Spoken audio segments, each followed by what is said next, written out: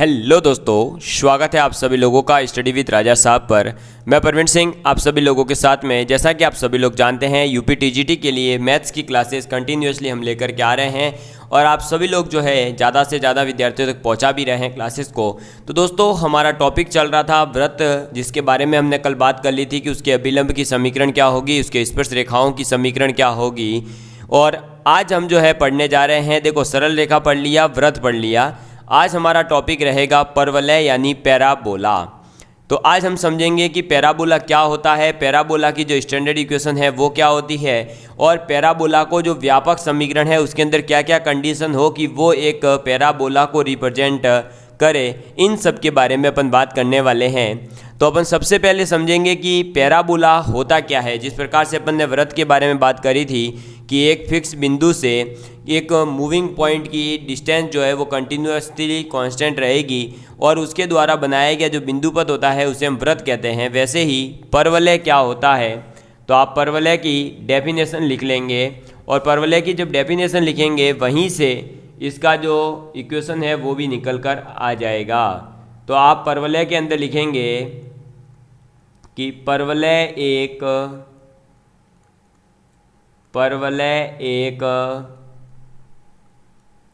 ऐसे बिंदु का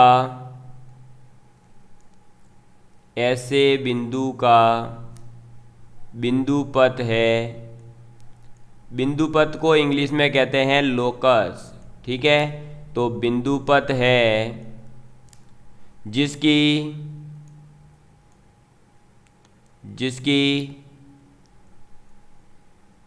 एक निश्चित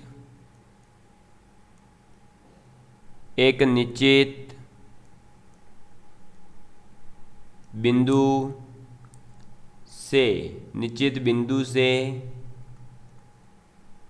दूरी तथा एक निश्चित रेखा से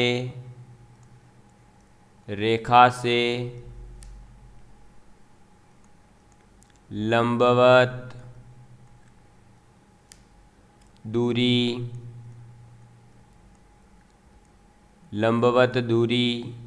सदैव समान रहती हो, ठीक है। तो परवलय का मतलब क्या है कि एक ऐसे बिंदु का बिंदु पथ जिसकी एक निश्चित बिंदु से कोई एक पर्टिकुलर पॉइंट है उससे दूरी और एक निश्चित रेखा है उससे लंबवत दूरी, वो दोनों क्या रहेगी, सेम रहेगी। एक कोई पॉइंट है, उस पॉइंट की एक रेखा है उससे लंबवत दूरी और एक बिंदु है उससे दूरी, दोनों बराबर रहेगी। यानी अगर हम जो है डायग्राम बनाते हैं तो देखिए, ये मान लो कि एक जो है वो जो स्ट्रेट रेखा है जिसे लंबवत दूरी माप रहे वो है, और ये हमने मान लिया ये है एक्स एक्सिस, इसको मान लो आप वाई एक्सिस, ठीक है।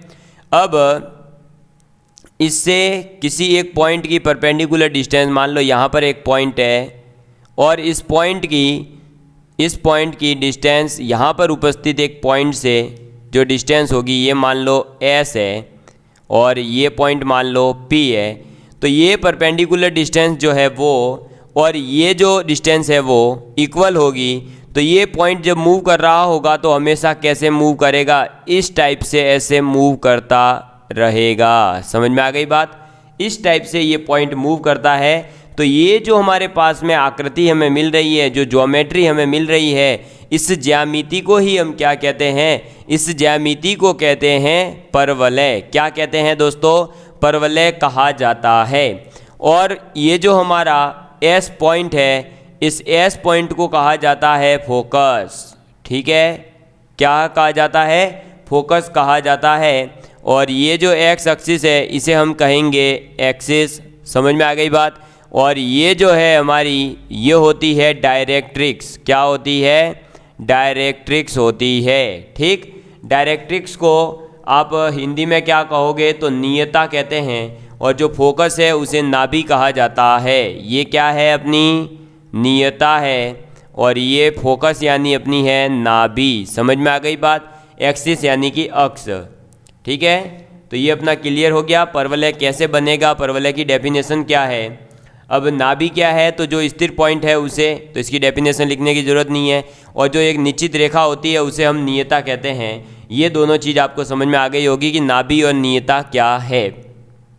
अब किसी भी परवलय के लिए जो उत्केंद्रता होती है, उत्केंद्रता का मतलब है कि ये जो हमारा P पॉइंट है, इस P पॉइंट की जो डिस्टेंस है इस बिंदु से, तथा ये जो हमारा एक PM, इस बिंदु की नियता से दूरी, ये मान लो यहाँ पर M है, तो ये PM और ये जो PS है इसका जो अनुपात होता है उसे उत्केंद्रता कहा जाता है और E से रिप्रेजेंट किया जाता है।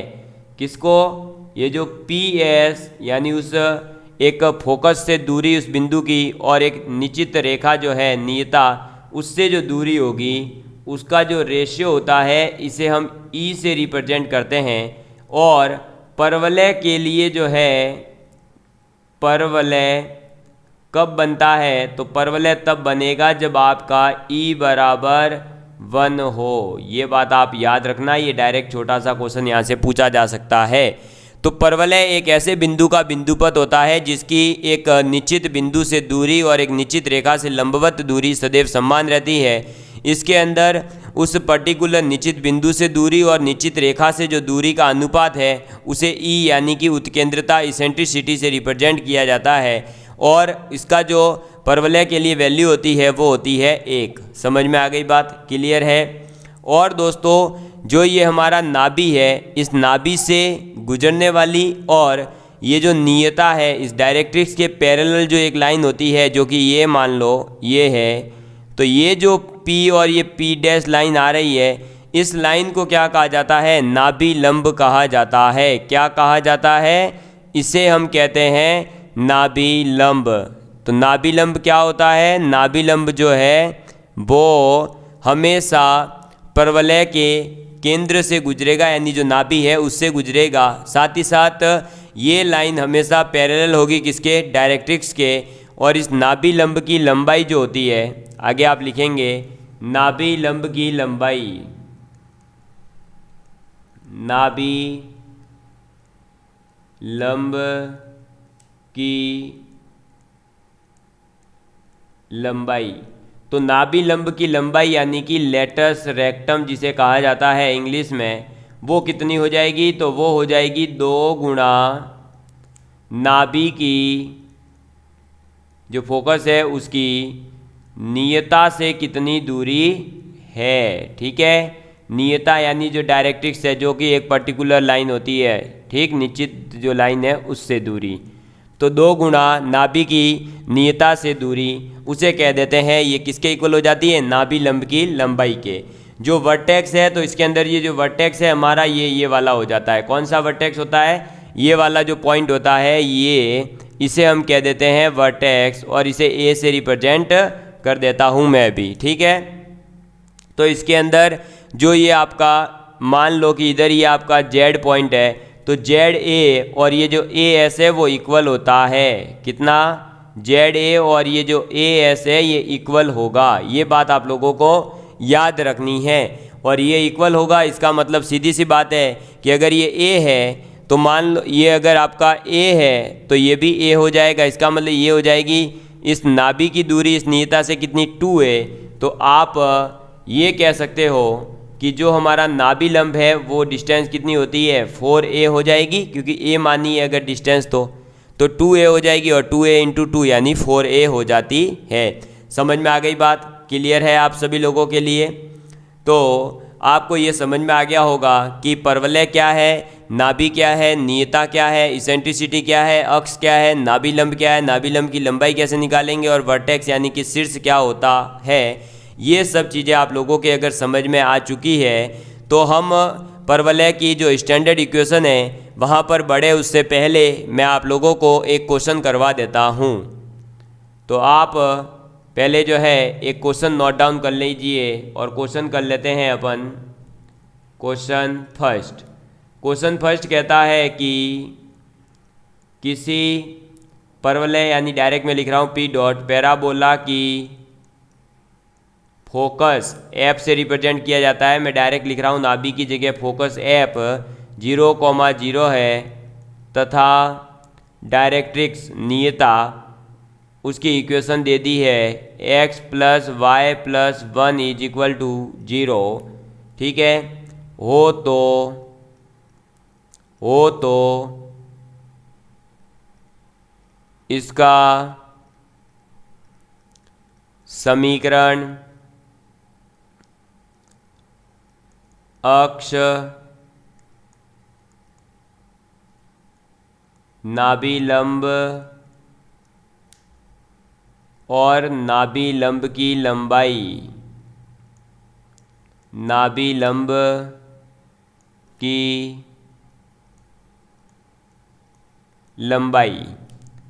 एवं शीर्ष ज्ञात कीजिए। ठीक है, अपने पास में क्या क्वेश्चन है कि किसी भी एक पैराबोला का नाभि दे रखा है 0,0 और डायरेक्ट्रिक्स यानी नियता की समीकरण दे दी x + y + 1 = 0।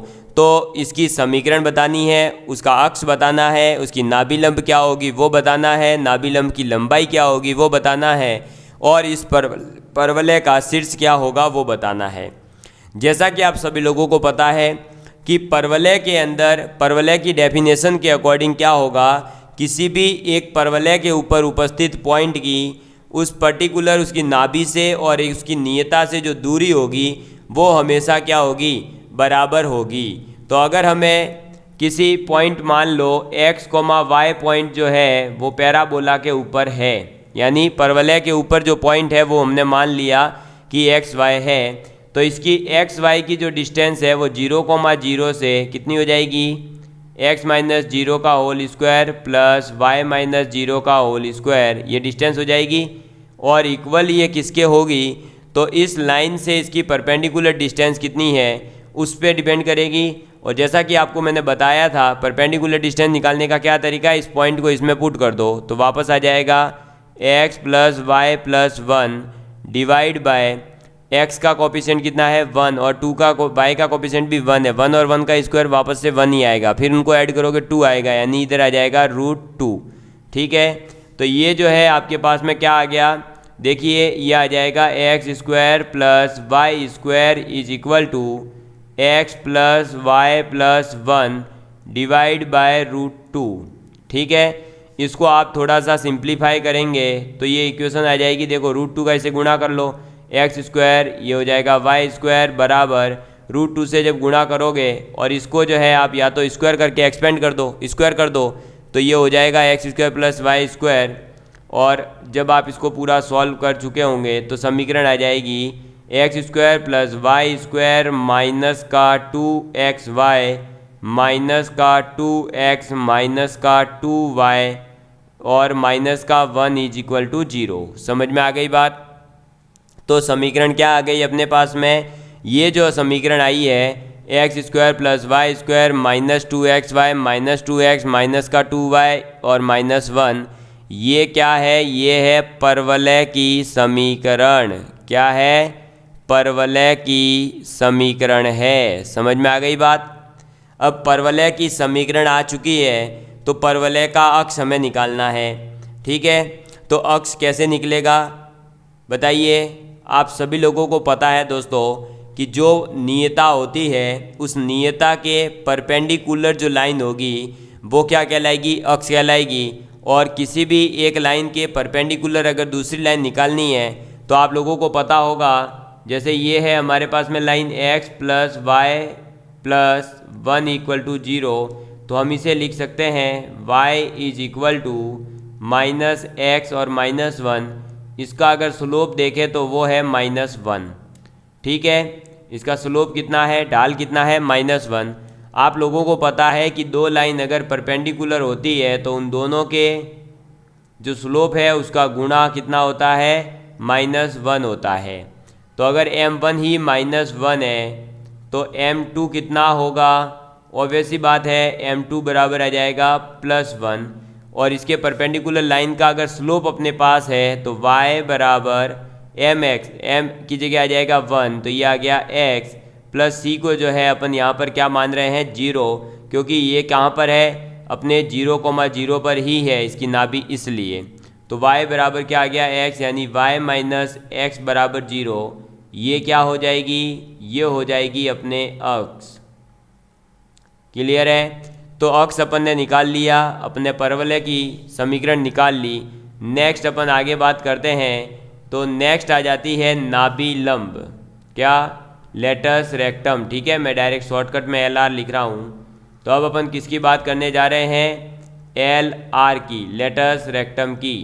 और लेटस रेक्टम क्या था, तो ये नाभि से गुजरता है तथा जो आपका नियता है उसके परपेंडिकुलर उसके समांतर एक रेखा होती है। तो अगर आपके x प्लस वाई प्लस 1 के समांतर है, इसका मतलब वो वापस से क्या आएगी, x प्लस वाई तो आएगी ही, साथ में कांस्टेंट क्या हो जाएगा 0 0। क्यों? क्योंकि नाभि से गुजर रही है तो 0,0 है नाभि, इसलिए ये भी यहाँ 0 आ जाएगा। तो नाभि लंब की समीकरण क्या हो जाएगी, x प्लस वाई बराबर 0। फिर बात आता जाती है लेटस रेक्टम की लेंथ, यानी नाभि लंब की लंबाई। नाभि लंब की लंबाई क्या होगी, तो मैंने आपको बता ही दिया था 2 गुना जो आपका नाभि है उसकी दूरी किससे, नियता से। और उसकी दूरी नियता से कितनी है, तो परपेंडिकुलर डिस्टेंस अगर देखेंगे तो 0,0 की डिस्टेंस किससे, x plus y plus 1 equal to 0 से वो कितनी आ जाएगी, इसमें पुट कर दो 0 प्लस 1 यानी 1 अपॉन में x का स्क्वायर और y का कोफिशिएंट का स्क्वायर यानी √2। तो ये आ जाएगी अपने पास में 1 अपॉन √2, ये हो जाएगी। अब इसको जब सॉल्व किया जाएगा तो ये आ गई √2, यानी कि लेटस रेक्टम यानी नाभि लंब की जो लंबाई है परवलय के अंदर वो कितनी है, दिए हुए परवलय में √2 है। अब अगर इसके शीर्ष की बात की जाए, क्या निकालना है हमें, अब इसका शीर्ष निकालना है। तो इसका शीर्ष कैसे निकलेगा, तो शीर्ष पॉइंट जो है वो क्या होता है, तो वो होता है नियता और जो उसका अक्ष है उन दोनों का प्रतिच्छेदी बिंदु। ठीक है, जो इसका अक्ष है वो क्या है, तो अक्ष है आपका x बराबर y, ये लाइन कह सकते हैं। तो ये तो अपना क्या है, अक्ष है। और साथ में आपके जो नियता की समीकरण दे रखी है वो क्या दे रखी है, तो नियता की समीकरण है x plus y plus 1 equal to 0। ये इसके अंदर पुट कर देंगे, इसको सॉल्व करेंगे तो जो पॉइंट आएगा z वो क्या आएगा, वो आएगा -½ कॉमा -½ समझ में आ गई बात। तो शीर्ष क्या हो जाएगा, -½ कॉमा -½ ऐसे आपको हर क्वेश्चन में जो है नाभि लंब और अक्ष और इसमें जो है परपेंडिकुलर और शीर्ष में जो है आपको ऐसे प्रतिच्छेदी बिंदु वगैरह निकालने की ज़रूरत नहीं पड़ेगी। अभी हम आगे परवलय की स्टैंडर्ड इक्वेशन के बारे में बात करेंगे, फिर इसकी और अलग अलग ट्रिक्स के बारे में बात करेंगे। ये तो केवल अभी जो है हमने ये समझा, जो डेफिनेशन पढ़ी है ना उस डेफिनेशन पर बेस ये क्वेश्चन था। और आप लोगों को मेरे हिसाब से समझ में आया होगा कि हम जो है किस प्रकार से उसकी डेफिनेशन को यूज करके शीर्ष है, नाभि लंब है, नाभि लंब की लंबाई है, अक्ष है और उसकी समीकरण है कैसे निकाल सकते हैं। ठीक है, समझ में आया होगा यहाँ तक का। तो अब अपने नेक्स्ट क्या आ जाता है कि जो परवलय है उसकी स्टैंडर्ड इक्वेशन, यानी कि परवलय का मानक समीकरण। ठीक है, आप हेडिंग डाल दीजिए परवलय की मानक समीकरण या परवलय का मानक समीकरण, standard equation of a parabola. अगर स्टैंडर्ड इक्वेशन की बात की जाए पैराबोला के तो वो अलग अलग है। पहली जो इक्वेशन आती है सबसे ज़्यादा जो स्टैंडर्ड है सभी जगह लगभग यूज होती है वो है y² = 4ax। ठीक है, क्या होती है, y² = 4ax। और इस समीकरण के लिए जो शीर्ष होता है ये आपको चारों के चारों पैराबोला का याद रखना पड़ेगा कि किसका क्या शीर्ष है, किसकी क्या नाभि होती है। ठीक। तो परवलय की जो स्टैंडर्ड इक्वेशन है वो याद रखेंगे, y square is equal to 4ax, और इसके अंदर अब जो है अपन सब कुछ इसकी नाभि, इसका शीर्ष, इसका अक्ष, इसकी नियता क्या होती है वो याद करेंगे, क्योंकि डायरेक्ट क्वेश्चन पूछा जाता है, डायरेक्ट। ठीक। नियता के बाद में आ जाएगा नाभि लंब, और लास्ट में आपके 6th नंबर पर आ जाएगा लेटस रेक्टम की लेंथ, और नेक्स्ट आपके आ जाएगा क्या, वो आ जाएगा नाभि लंब। जो ये बनता है ना लेटस रेक्टम, इसके जो सिरे होते हैं अंतिम, उनकी बात आ जाएगी। तो देखो शीर्ष जो होता है वो इसका होता है 0,0, क्योंकि वाई स्क्वायर बराबर 4ax है, वाई स्क्वायर में से कोई वाई माइनस वाला ऐसा कुछ नहीं है। नाभि क्या होती है, a,0। अक्ष क्या होगा, तो अक्ष हो जाएगा y इज इक्वल टू 0। नियता क्या होगी, तो नियता हो जाएगी x प्लस a बराबर 0। ठीक है, ये याद रखना।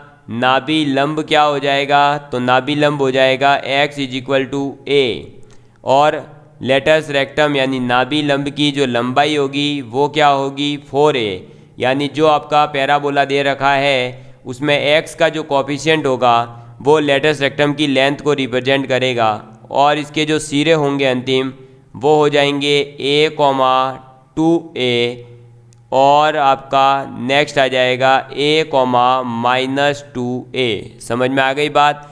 तो परवलय का जो स्टैंडर्ड इक्वेशन है, पहला परवलय कौन सा आ जाएगा, तो पहला परवलय आ जाएगा y square is equal to 4ax, जिसका शीर्ष होता है 0,0, नाभि होती है a,0, अक्ष होता है y इज इक्वल टू 0, नियता होती है x प्लस a, नाभि लंब होता है x is equal to a, latus rectum की लेंथ होती है 4a, और नाभि लंब होता है a,2a और a,-2a। ठीक है दोस्तों, तो ये जो है दोस्तों अपन ने परवलय की जो स्टैंडर्ड इक्वेशन है पहली, उसके बारे में बात कर ली है। अभी अपने 3 स्टैंडर्ड इक्वेशन इसकी और बाकी है। उसके बाद में नाभि लंब की जो स्पर्श रेखा वगैरह होती है उसके बारे में अपन बात करेंगे। 2 से 3 वीडियो के अंदर अपन परवलय को भी कंप्लीट कर देंगे। और आज का ये सेशन कैसा लगा है प्लीज़ कमेंट करके बताइएगा। और ये छोटी क्लास इसलिए ली जा रही है क्योंकि दोस्तों थोड़ा सा यहाँ पर जो है टेक्निकल इशू है और इलेक्ट्रिसिटी की प्रॉब्लम हो रही है, तो मैं जल्दी से इस क्लास को आज यहीं पर समाप्त करूंगा। लेकिन अगली क्लास जो भी आएगी वो अपनी थोड़ी सी बड़ी करेंगे, 1 घंटे से ज़्यादा की कोशिश करेंगे, ताकि अपना एक ही क्लास के अंदर अपन पूरा परवलय जो है कंप्लीट कर चुके होंगे। ठीक है, तो धन्यवाद आप सभी लोगों का, प्यार इसी तरह बना रहे। Love you all of you, take care and please share with your friends.